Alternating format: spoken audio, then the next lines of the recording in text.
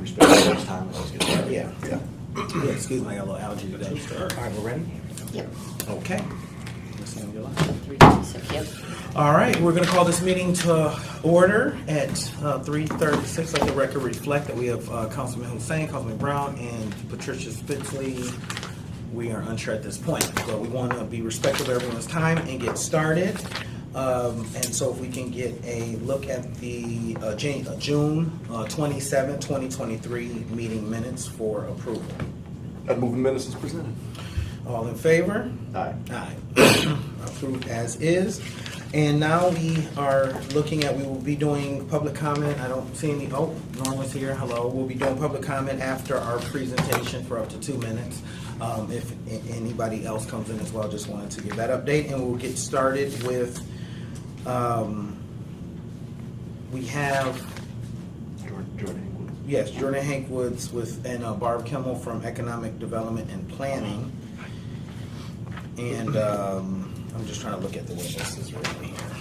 So we'll just have you come on up. Yeah, I just broke it down into 4. Okay. Thank you guys so much for coming. We really appreciate it. Thank you for inviting us. Yes, good to see you again, Barb. And I think this will be your first time at this committee, It Mr. is, Jordan. So yeah. congratulations. Thank you. Not my first time at the table with this committee. Yep, this committee, you know. So, thank you so much. Now, did they get this or? We got it. I would say, 21 did points. you?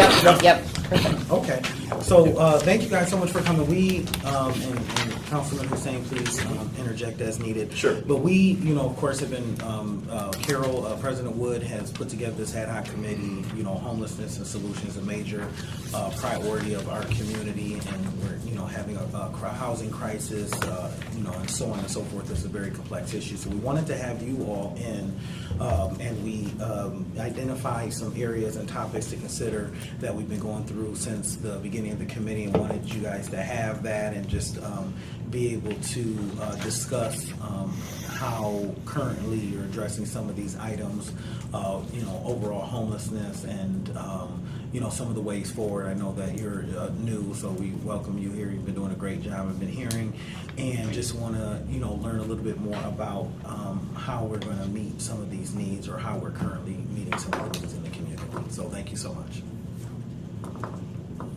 And the floor.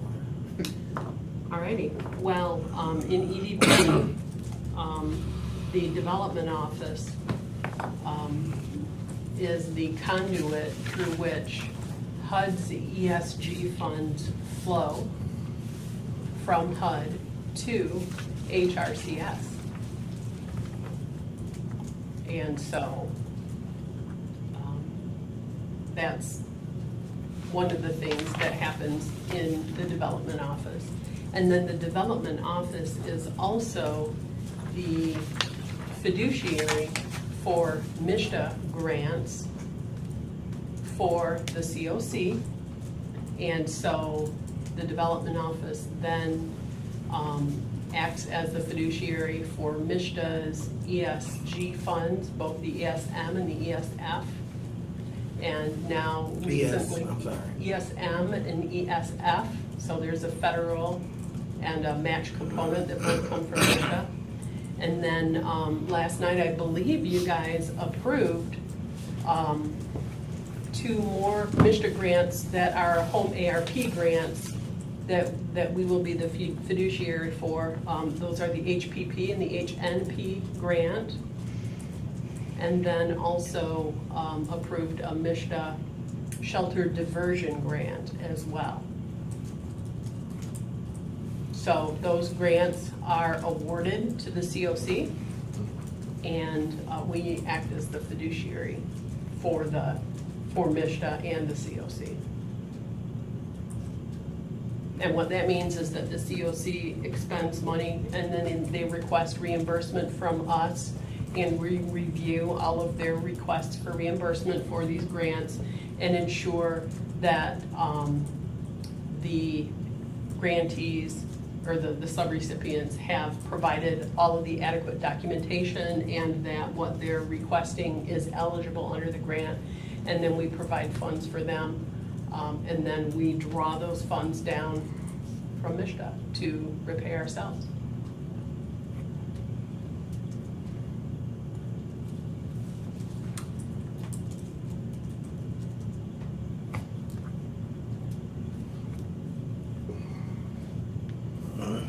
So currently, so ESG stands for? Emergency Solutions. Yep, I'm just- emergency for the- solutions we're grant. recording. Oh, I'm sorry. Yeah. Okay. So emergency Emergency solutions grant. solutions grant. Uh-huh. What is that service? Let me take a peek here. A lot of that is, I mean, that literally is boots on the ground, it's street outreach, it's those types of things. And those are. For simple. us, yes, emergency shelter, outreach, prevention. Those are the activities that are covered by the city of, or, excuse me, those are the activities, I believe, that are covered by the city's ESG. This would be HUD ESG. That goes to HRCS. So that would be emergency shelter, outreach, prevention. And then the MISTA ESG funding can be used for emergency services and outreach. I'm sorry, you said the ESM? That's ESG and, or ESM and ESF. Can be used for what? Emergency shelter and outreach. Or that's what we're awarding it for, those items. Okay, and what does outreach mean? I'm not quite sure, to be honest with you, what outreach means. Okay. You might be better, you might want to ask one of the agencies or the agencies that provide outreach. Advent House, I don't know if you've had Advent House in to talk to them.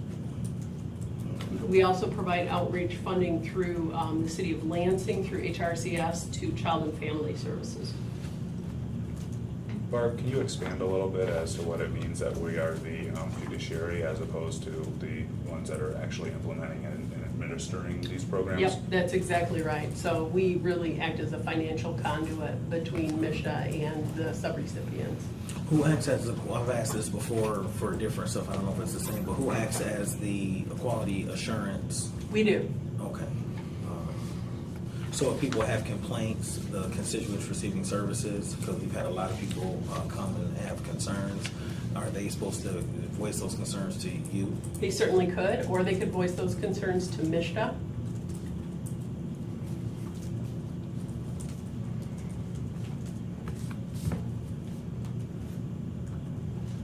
What is the current pathway for someone who's experiencing homelessness if they have a problem? What is the current process, or how are they informed to know to get a hold of the economic development planning or yourself? I don't know, but I can tell you that we have adopted MISTA's policies and procedures. So I'm going to assume that each one of the agencies has their own policy and procedure to provide to people who are feeling upset.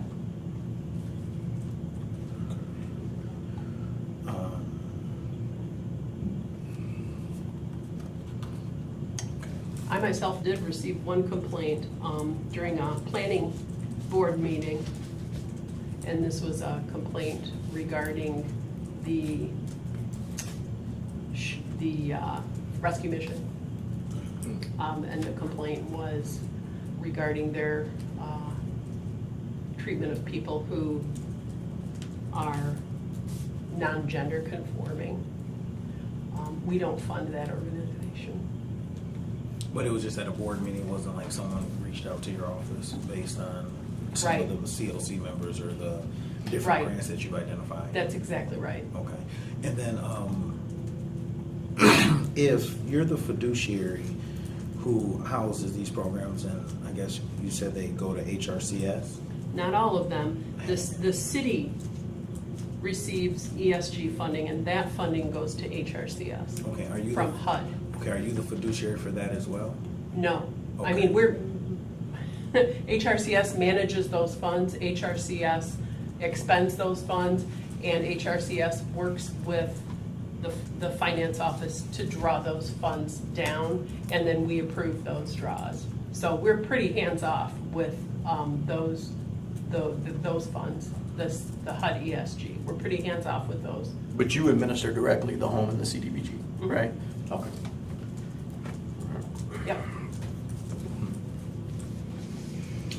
This year, for the very first time, we did a monitoring of subrecipients with HRCS for the ESG grantees.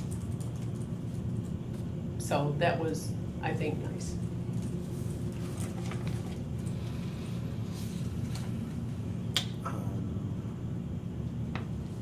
You have any questions? I think just generally speaking, and I think I know Barb particularly, maybe some of your thoughts, I think we've discussed this before, but from your perspective or position, from the planning kind of shop, and then obviously Jordan from the ED&P kind of perspective, what can we here in the city of Lansing be doing? I mean, if there were like 2 to 3 things we could do better with regards to getting after this issue of homelessness, and then also preventing homelessness in the city of Lansing. I mean, what are those things that we could be doing? And because obviously we have to, the ultimate charge of this body is to make recommendations. And some of that will be to our own body in terms of, maybe it's ordinance change or policy change, but then some of it's going to be to the administration and maybe to our partners regionally and to the state, different things that we could be doing with area agencies. But what are some things we could be doing? I would suggest that you meet with the COC and discuss their policies and procedures with them. I have heard, some comments and looking over your minutes that were included in the packet. There's a lot of, I don't know if I want to call them accusations out there, but I would suggest that you talk to the COC and talk to them directly about their policies and procedures. Okay. And so that you can understand exactly what the COC is doing Sure. related to getting funds out in the community, related to awarding funds within their organization. Okay. And I appreciate that. I think for us, what that would do is provide some measure of clarity in terms of what's already being done. That could potentially help in making some type of recommendation to, as an example, that group. But what we're really trying to get after is, yes, we want to understand what's happening right now. I mean, because you can't plot a path forward if you don't understand. That being said, what we're looking for is what can we be doing better. We wouldn't be in a situation where we had to have an ad hoc on this if right. not only we were doing what, but all of our partners regionally were doing what they needed to do. So I guess that's my question is, are there things that we could be, even within the city of Lansing, that we could be doing better? I would talk to HRCS as well.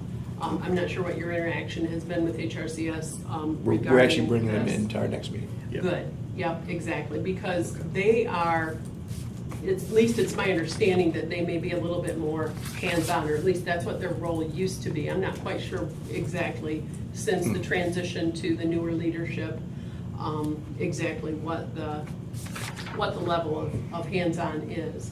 But, the development office, we're not out in the community. We attend as many COC meetings as we possibly can, but we cannot attend every one of them. HRCS, the city does have a membership on the COC, and we do have a voting seat, 1 vote, and that vote is Kim Coleman. She's the person that can vote. They don't allow proxy votes. So that is something that you guys should know, I guess. I think that obviously, I'm just going to state the obvious here. Funding, regular funding has not increased. Our ESG funding has remained relatively stable throughout the years. There's not a whole lot of money, and yet there are more people that are homeless now than ever before. I would think that increasing the dollar amount would assist. 2 COC members did apply for the shelter diversion grant. That's a $500,000 grant spread over 2 years. That is Advent House and Child and Family Services. That grant was awarded to them, and we will be acting as the fiduciary. And I think you guys approved the grant recently, and so we're happy about that. That's a shelter diversion grant. It's a pilot program, and that will help them to work to divert people from shelters, possibly looking at different solutions for them. For instance, and I'm not talking about hoteling, I'm, talking about doubling up, families doubling up and those types of things. So that's gonna be an interesting pilot program. And they hope to touch, I believe, 500 people during the 2-year period of the grant. So that's kind of exciting, but I mean, they're underfunded. Also, What is your, oh, sorry. No, go ahead, sorry. Yep, shelters are full. We need more shelter space. In the development office home ARP plan, we have set aside money for increasing shelter space that is non-congregate shelter space. And then we also set aside additional CDBG funds.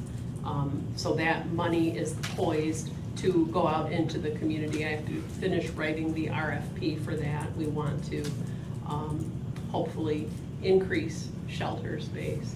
And I think that we'll have about $1.2 million out into the community with that RFP, specifically for non-congregate shelter space. I think that increasing the amount of permanent supportive housing units is desperately needed. We also have home ARP funds set aside. We want to utilize those funds, hopefully in conjunction with a low-income housing tax credit deal, so that we can maximize the number of supportive housing units that will house very low-income homeless people who are about to become homeless or in danger of being homeless. There's a few other categories that those like victims of sexual abuse and trafficking. So specific populations, but yes. So Okay. I think that those would be my suggestions. Okay. And I think you started to proceed this path in terms of units of supportive housing in the city of Lansing, in terms of units of affordable housing in the city of Lansing, based on myriad studies, and what do you believe our need to be? What do I believe our need? I mean, is there a number? That's a good question. I have not really pursued that, Okay. To find out exactly what the number is. But I can tell you our shelters are full. Right. HRCS is housing people in hotels. We still have homeless that are on the streets, that are living in cars, that are living in encampments. Certainly.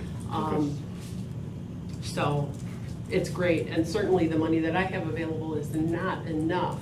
We will not create enough with those Right. funds, but we could knock some down. Now, have you, I'm sorry, you got your thought? Just one more. There has been some conversation, even as recently as last night, and some communities are going this path. And I don't know if I'm supportive or not. I just haven't done the research. What is your opinion on, if you have one, on city-sanctioned encampments? Because we do have individuals that they don't want to be housed, right? So when we engage our homeless population, we do have that issue. However, a lot of times, when you look at providing resources and you look at, sometimes that can be the first opportunity to onboard them and potentially, kind of start that path of ascension. So I guess my feeling is that I would proceed with caution. Right. Because when you're sanctioning an encampment, you're bringing a large population together. They don't want to be together, in my opinion. They don't want to be together. That's why they're in separate encampments, either camping by themselves or camping with smaller groups. You bring them together, then you're going to have potentially some conflict. You're going to have to incur security costs and lots of costs. I mean, if we have the money and that's something that we want to try, that's fine. I think that from an environmental standpoint, you can't go wrong providing someone with a sanitary toilet and places to wash their hands and places to take a shower. But, you know, there are other potential problems that come along with that. Sure. So I would explore it carefully. With the home ARP and the different funds, and you were, saying that the need has increased significantly, there's been the conversation about, have you reached out to any regional partners to see if, there are current, spaces or facilities to partner with, some of our, the county or some of our connecting sister cities to help address the need, because what we're hearing is that from the outside connected sister city, I don't know, Our region, that everyone, because there isn't any shelters, everyone is coming here, so it continues to overpopulate the shelters that we do have, but they're not necessarily Lansing citizens. So is your office, or you, with the funds that you have, looking at working or talking regionally with some of the partners to see what other options are that we could maybe partner with or pull funds together to help meet the regional need? That can certainly happen, and that would be what I would expect the developers to do that apply for these funds, would be to, when they're building their project, pro forma, at the very initial onset, the planning of the project, begin to reach out to those outside entities, those other cities and towns, and ask them if they're willing to contribute.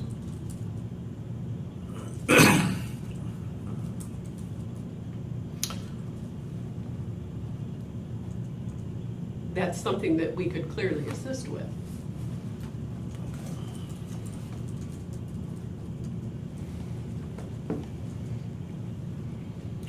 We could even, go as far, because we're still designing the RFP, we could even go as far as to weight the scores. That's what I was gonna ask, Mhm. that. Can Yep. we do that?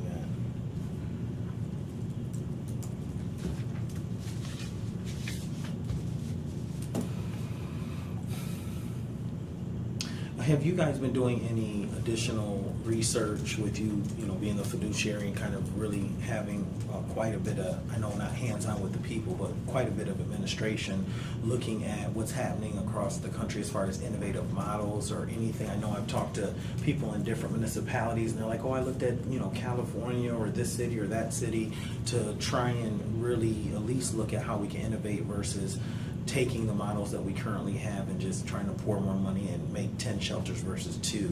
Have your department been able to really look at, is there any things that are happening throughout the nation? I am going to say no, not my department. I'm down a third of my staff, and I've been extremely busy since January of 2023. I have not had a chance to look up and delve into these issues deeply. Understand that.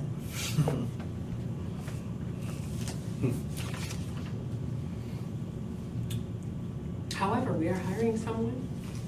Our new rehab specialist starts on Monday. It's a great thing. Fantastic. And we don't have any updates on the warming and cooling centers, thoughts? I know that the administration is discussing it. And I believe that Kim Coleman is the lead on that project. Yeah, and I think when we have her in, we'll have to discuss, number one, the state's appropriation of $800,000 and what the plan is. Then also the $270,000 that we earmarked in fiscal year '24 budget. Yep. So I mean, together that's, almost $1.1 million. So that'll be interesting. And I appreciate your latter point. And Barb and I, we've discussed this quite a bit, and I don't know how City of Lansing, there's gonna be a lot of recommendation. There's gonna be a lot of, discussion with our state partners. But how do we get at the NIMBYism and start to solve some of that NIMBYism, because that has long been the problem, right? To really help people listen. You have in the City of Lansing, or any city, frankly, there is a carrying capacity. And you do end up reaching a threshold where, for vulnerable and for at-risk, you are no longer able, and I dare say we're almost there, you're no longer able to provide an environment that is conducive for ascension. You might be able to warehouse them, you might be able to, concentrate them, but you can't actually help them to ascend. And you look at, we talk a lot about the number of affordable, supportive, the amount of shelters, the et cetera. But again, without municipal cooperation with regard to our partners, and some of that's going to have to be forced, we're never going to be in a position where we actually help people in real and impactful ways, sustainable ways. And so I appreciate your latter point, but we have to figure out what that looks like. And we have to be a part of that narrative. And so Absolutely. are you guys tracking with all these funds and all these people where their original residence was? That is all tracked through HMIS. So we can just ask who to I get- would ask the COC. Okay, so Mhm. so the COC would say there's 1,000 homeless people in the region, and 600 are Lansing residents or long-term have a history of being Lansing residents, and 400 are from DeWitt. Yep, I would invite the current chair of the COC is Raleigh Van Fossen at Capital Housing Partnership. So you may want to invite him and then send along a list of the data that you're interested in with your invitation so that the HMIS folks can pull that data and have it ready. And that generally takes about a week for them to get the data around. Can you try to get them to the meeting on the 25th? Yeah, we could do that. Raleigh, Van Fossen. Van Fossen. And then I guess the question I want to ask, just so I don't forget when we get to the 25th meeting, is how are they using, if there is data through the HMIS, Mhm. HMIS, how are we using that data to make decisions and create solutions? Right.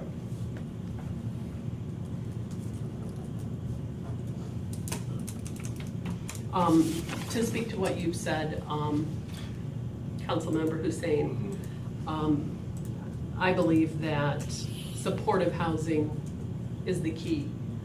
And we have to be able to create supportive housing that supports people in many different ways. Not just teaching them life skills, but also supportive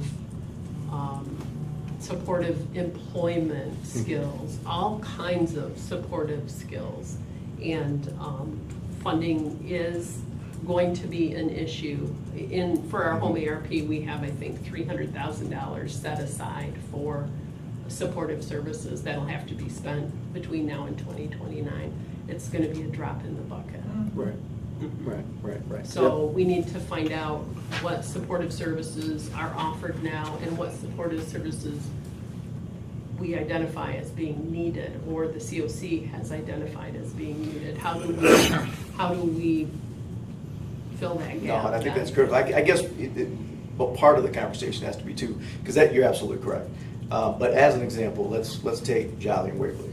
And if you have supportive housing in that area, that's fantastic. And as an example, we're teaching them employment skills. Problem, right, is if you continue to inundate, because again, our regional partners are not helping out with this. What ends up happening, and this is something that we've been fighting now for 7 years in that area, among other areas, is you essentially depress the area median income so much to where you can't bring employers in. And so it's fantastic to teach them and to support them and scaffold them, and then there's nowhere for them to work. And there's nowhere for them to engage in, as an example, a reputable financial institution or and frankly, it's difficult for us to get out there and make sure their properties are up to code and their areas are safe. And I mean, the list goes on. So yes, but there's also this other piece where, and we've been talking about this, and I think sometimes we even disagree on this. We've got to get more regional cooperation, period, because we cannot continue the city of Lansing to bear the entire burden, because frankly, that is always a recipe for disaster when you're talking about your vulnerable and at risk. It's not about everybody else, frankly. It's about your vulnerable and at risk. It's never a good thing, and it never works, period. Yeah, and then also what I haven't heard from anybody, at the city is like, do we have it? We always need more funds. We can't just keep dipping into our general fund.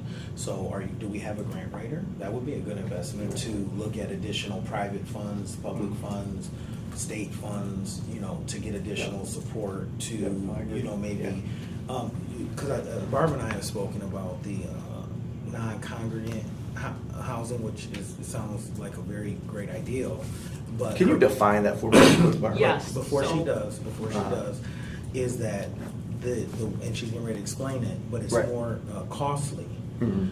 than, Sure. I guess a large warehouse, right? Dormitory And- style, Dormitory yes. style. Yes. So if we had more funds, maybe looking at maybe higher cost solutions that Mhm. meet, that need, and then also looking at regional, then we can say, oh, these are options because we have a grant from, let's just say the Kellogg Foundation or something, but the city, it just seems like, well, we have the MISTA money coming through, these same people, we don't have enough money, we can't meet the need, more people are coming here, the regional partners aren't on board, we have all these data points that you have to meet to get any support, and if it doesn't come from there, then we're lost hope, and I've watched you tirelessly for years, beat the drum, hit the streets for economic development. And I've been in the rooms, I've been in the meetings where they say, well, there's not enough income to sustain the businesses. 100%. And so, and then you have everybody who's all trained up and developed, and they went from inspired to hopeless because there was no opportunity where Right. they were, in their community. So non-congregate? Okay, so The exact non-congregate, definition. right, non-congregate shelter means that an individual or a family will have private sleeping space and access to a private bathroom Yeah, as well. that's what I thought it was.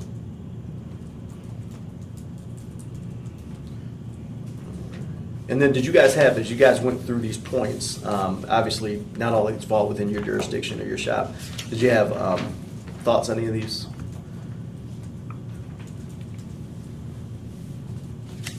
These 21 points? I haven't taken a look. No? Okay. I just saw Jordan had some highlighted, so I thought. Yeah, I'm gonna let Barb talk about the housing and the development and her elegant recital of the various acronyms is proving why she's talking about that. I pulled out the code-related ones. Okay. And so, code is what I would consider to be a cause and effect, right? Right. By red tagging a property, there's a cause. The effect is potentially someone doesn't have a place to go, and we are not responsible as far as how to manage that effect, and that's an HRCS mechanism. We do hand out the 3 different publications for them to try to make sure that they have the resources that are necessary, but that does fall outside of the bounds of code as we're specifically looking at the inhabitability of that particular property. A couple of other ones that were on here as far as legal support for residents having difficulty with quote-unquote slumlords and code compliance issues. We make ourselves available as it relates to code compliance issues. As far as legal support, that's an area that's problematic for us to offer legal support outside of what has been provided by HRCS and the other city entities, noting legal aid and avenues where people can call to get advice or legal advice. Update on the pink tag, red tags of owner occupied versus rental from code. I believe we sent that over at the end of June in that number, and I know that we're meeting on a very regular basis with Councilman Hussein's committee and talking about the pink tag, red tag status and updating that. But yeah, I don't have a whole lot more to So update. with that, for this committee though, what are the numbers? The June 26th data that we'd sent over was, at that time, red tags 653, rentals of red tags 245, owner occupied 408, pink tags 300, rentals 245, owner occupied 55, as of 6/26/23. So you said 408, and what was the rental? Rentals was 245 under the pink tag category. And then the red was? I'm sorry, that's under the red. My finger was touching it and I spoke wrong. So I'll say it one more time, and I apologize. Red tags, 653. Of that, rentals, 245. Owner occupied, 408. Moving over to pink tags, 300. Of that, rentals, 245. Owner occupied, 55. As of June 26th.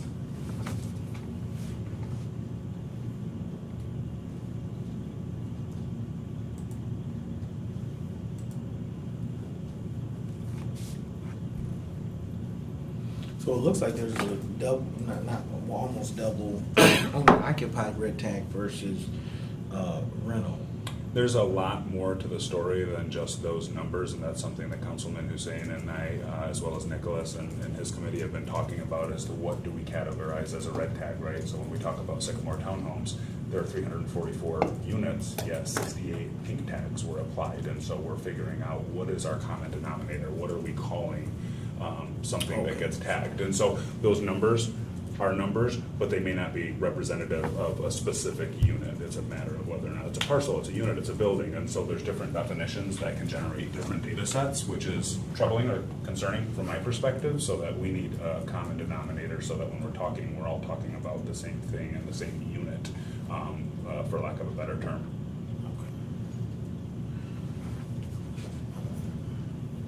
So what are, so Councilman Hussein's on the last, solutions that, what are you looking at? I know things are in infancy stages to kind of address some of that cause and effect that you talked about. Things are in the infancy stages as far as my tenure. We have some red tags that are about ready to be legal to drink, and so they're pretty mature. They're in upwards of 20 years. We are working on identifying the oldest properties. We're working on our internal policies and procedures. We're going out to rebid for a code compliance review top to bottom that's going to look at, starting with, what is the goal, what is the objective, what are we trying to accomplish, what is the ordinance, is it fit for purpose, what are our policies and procedures, are they fit for purpose, what are the daily operational guidelines and how we conduct our business, is that fit for purpose, and are they all almost telescopic, are they all rolling up into each other so that we're not being as reactive as we are proactive. Of the 55,000 units in Lansing, 36,000 of those are rentals, 650 are red tags, and so we're talking about a number that's 1.8%. Not saying that 1.8% is insignificant, because if 1.8% of airplanes fell out of the sky, we would no longer have an aviation industry. But it is a sliver of our housing stock.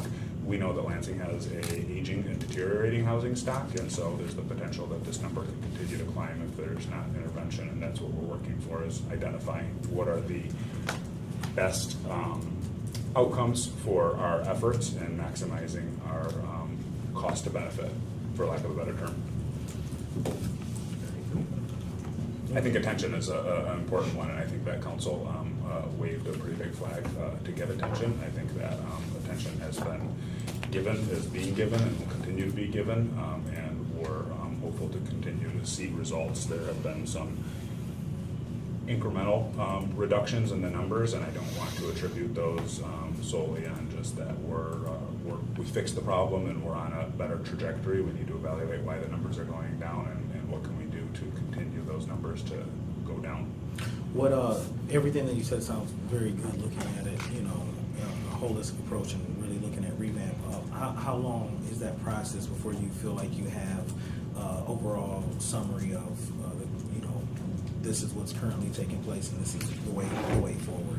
Depending on going back to bid for the RFP, I would hope that fall into early winter is when we have a clearer picture as well as recommendations. That doesn't mean that we aren't minding the fort and keeping our foot on the gas right now, but we also don't want to make monumental changes, because every one of those rentals on the other side of that equation is a landlord, and if we're continually shifting the goal line for them of what we do and what we expect, there creates a matter of confusion, not being able to anticipate, and then they're not going to want to do business here, right? They're going to just want to take their money and opportunities elsewhere. And so we want to create consistency. We want people to understand what the expectations are.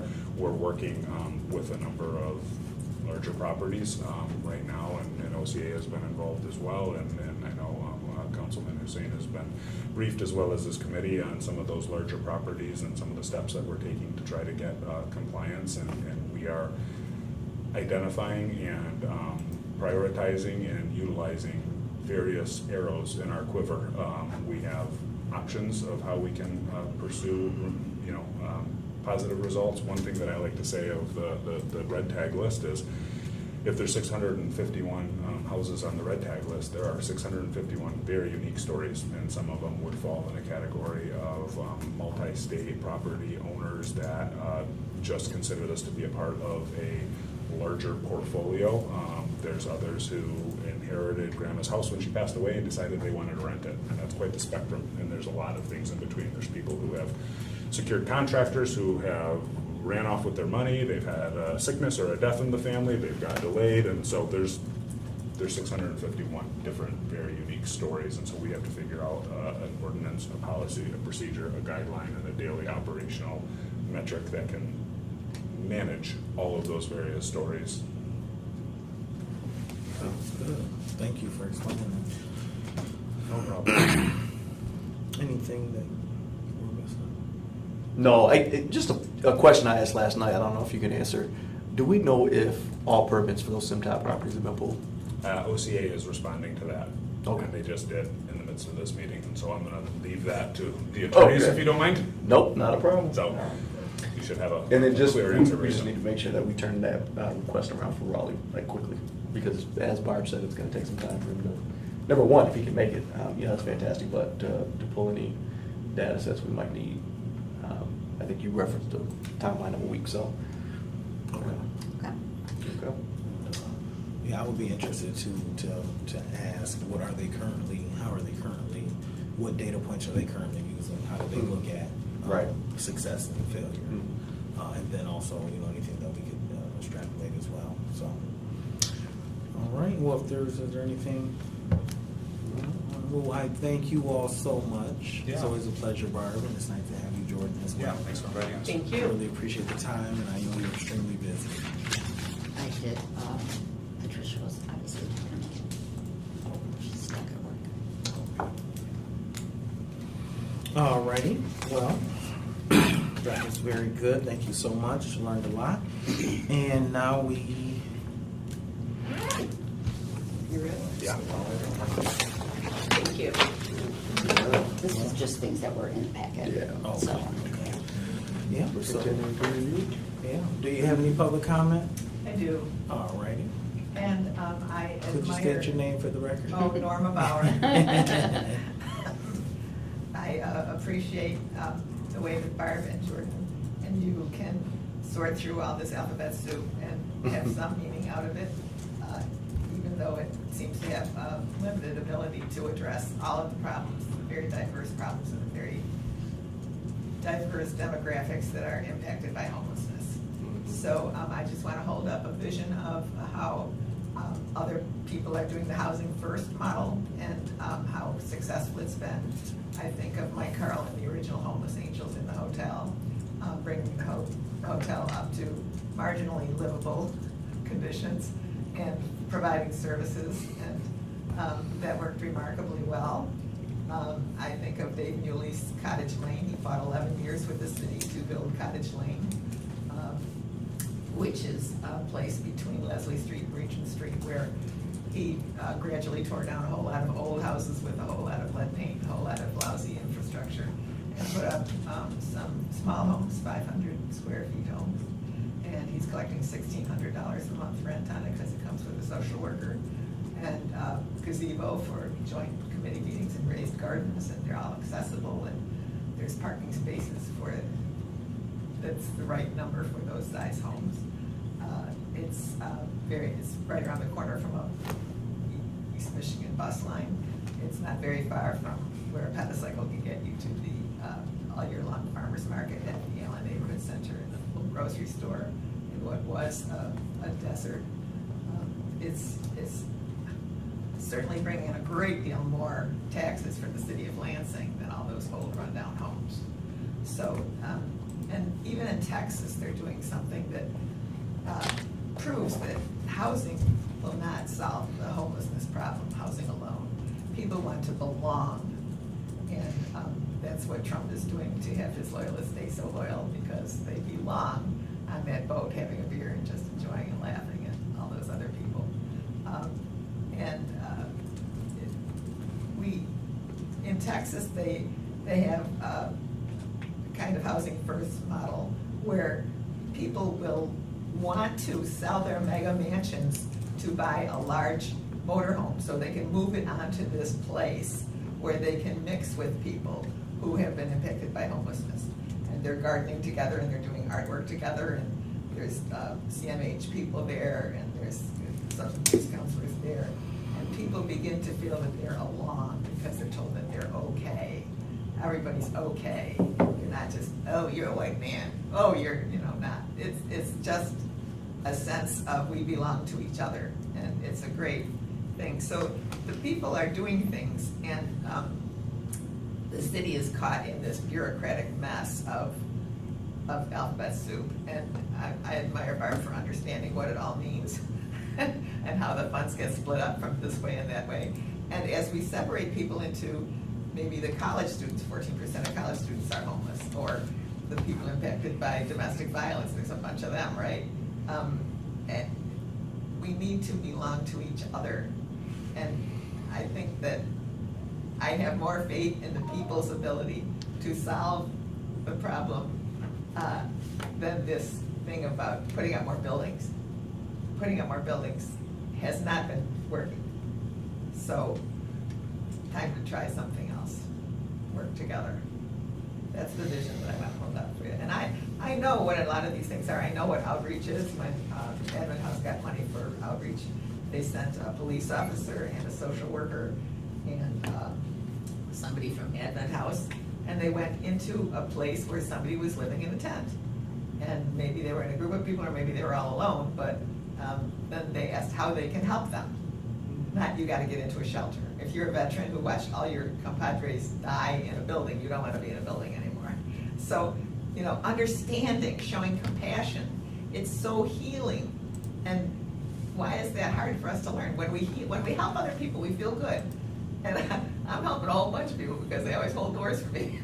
It's great. And I feel like I'm giving them that opportunity to get the endorphins again when you help somebody. I've given a lot now in 5 years old. So I think that, yeah, we gotta get what money we can, but that's not the only way. That is not the only way. Trust the people to solve, begin to address their problems and have a conversation about it. And maybe that's what your ad hoc committee on homelessness and solutions, you're doing what you can for sure. And I'll tell you, I feel a little anxious about becoming primary because we got possibly some newbies coming onto council. They don't have a clue, do they? I mean, Jody knows a lot of stuff, but she also knows what it's like with homeless people too. So, but I think people want new blood, and some of these people are very qualified. I personally am for Elena and Trini. And the Chamber of Commerce, by the way, COC, that's what the COC means to me, even though I know there's a committee of caring that does something else. Everybody's doing what they can within the limits that are set by the bureaucracy. That's why I'm an anarchist. I couldn't last 5 minutes at Barb's job. and I don't know, I'm pretty sure Elena and Trini would know how to figure out the city budget and the city budget process and how the city has to address this and that. It's a mess. It's a big, long learning curve. But those two, they're backed by business interests as well as people of color like that. And they hear, they listen, they find out. Well, thank you so much. Yeah. We really appreciate the input. Is there any other things you want to discuss? All right, well, we will call this meeting adjourned at 4:24. Thank you so much for coming.